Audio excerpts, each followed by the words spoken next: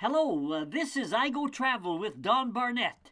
Come along and I'll tell you some stories and show you some things. We're heading for the gold rush town of Barkerville, British Columbia. We drove right into the parking lot. The road ends right in front of the entry gate into the historic town of Barkerville itself. Barkerville is the historic pioneer town that yielded the gold, that drew in the people, that determined that the whole area would remain British and eventually Canadian, thus avoiding falling into the hands of the Americans. But we did not miss the Jack of Clubs Lake here. I spotted the visitor information and pulled in. Nice people, accommodating, helpful. We parked in the parking lot, paid the minimum admission, and went into the historic town. The video that we made here tells about some of the gold mining operations and the cattle ranching that developed in order to supply food for the hordes of miners that flooded into the area. Barkerville is a live tourist town with over 125 original and restored buildings. There are guided tours, street performances, stagecoach rides. This is a street performance, people dressed up in the clothing of the time, and this is a blacksmith operation. A busy and important building back in those pioneer days. He's putting the hot iron down into the water to cool it off. There are dozens of buildings with all kinds of historical material and information inside. I'll just scan the camera here and give you an idea of one of the buildings inside. Everything was wood heat in those days, of course. And I'll show you a couple of pictures, historic pictures here. Things were crowded. They were slapped up quickly. People wanted to dig for gold. Look at these buildings side by side. There were churches like this one in the town. And this is the same church on the left there today. You can sit in the same pews as those who sat in during the mad rush to find the gold was top priority. And notice the building on the right. It's built on kind of short little stilts. The creek flooded over. Williams Creek would flood, and the town was underwater. Here's another example of the sidewalk elevated. All buildings and sidewalks were basically elevated in the town to avoid the water and mud that was ankle deep throughout the town at times. In the background here is Williams Creek, and that's the creek that runs right through Barkerville, and it yielded gold. Where Billy Barker made his big gold strike, but later died in Victoria with hardly a penny to his name. Just look at the bush everywhere. It is thick. In 1868, apparently a miner tried to kiss a girl. She resisted. They knocked apart the stovepipe in the cabin, and within an hour, over 100 buildings burned to ashes. They rebuilt the town, but it was never the same. A common story to historic pioneer towns. These are a few of the present-day firefighting equipment pieces. They're really a joke. If the government was interested in preserving this unique historic site, they would have cut back the forest and equipped the place with better and more firefighting equipment. If you have not seen the place and haven't been there, I suggest you better go if you want to see it at all. I predict they will not rebuild this unique gold rush town if it burns again. This is the Horsefly River, where she all started, the Cariboo Gold Rush. And the little town of Horsefly is just in the background.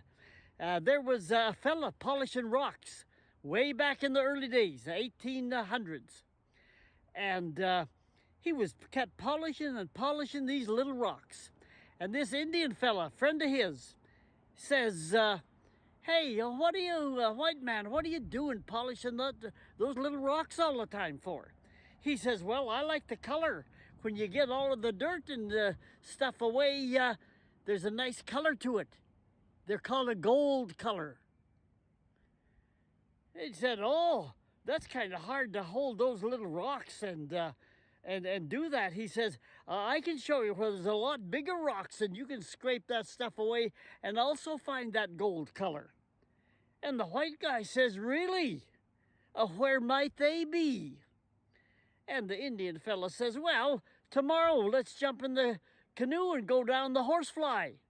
I'll show you where those rocks are. And that started British Columbia's biggest and greatest and most famous gold rush in history. At first, there was a few miners, then 100, and then 1,000, and then tens of thousands. Early mining was placer mining, which is the mining of a stream or creek beds for gold deposits. Initial and easiest placer mining is gold panning, and even the tourists can do it today. Swishing water back and forth in a pan until the heavier gold works its way to the bottom of the pan is how it works. Holes or small mines were also dug in the banks of the creeks and in the ground. Miners worked nonstop every day to counteract the continual water seepage into the tunnels. The ore or dirt that was dug was then run in a trough where water sloshed the heavier gold into the bottom of the trough, or called a sluice box. Here you can see the bottoms of these sluice boxes and how they varied in order to catch the heavier gold. My goodness! The park attendants were very good at explaining the gold mining process, and that's a sluice box behind them here. Some of these sluice boxes were very large indeed. This is one just along Williams Creek on the edge of Barkerville, and it is a sizable kind of a structure. You can see where they use ladders to get up to the sluice box itself, and the whole machinery towered above the people and the roadway. Frequent stories of hundreds of thousands of dollars in gold discoveries overnight increased motivation to search and mine for the yellow stuff. Over time, equipment got bigger and better. Hydraulic mining shot water under pressure against the ground to wash out the gold. In the early days of the gold rush, there was more gold than food. There was gold everywhere, it seemed like. People were finding it. But food, that was another thing, and people needed food. Hunting wild animals wasn't enough for the hordes of people that entered the Barkerville area. They needed some beef. This map shows where the gold was found in the Cariboo region of the province, and the Cariboo was to the east of Highway 97 today. The ranching that developed and fed the miners, that developed to the west side of the Fraser River in an area known as the Chilcotin. Hard work created a demand for meat, and some miners got involved in driving herds of cattle up from the U.S. They bought cattle for $10 a head in California and Oregon and drove them north and sold them for $100 a head, 10 times more.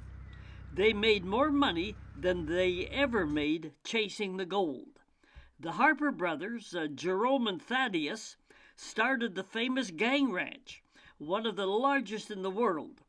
Other ranches followed. Herds were driven from San Francisco to the Gang Ranch in 18 months.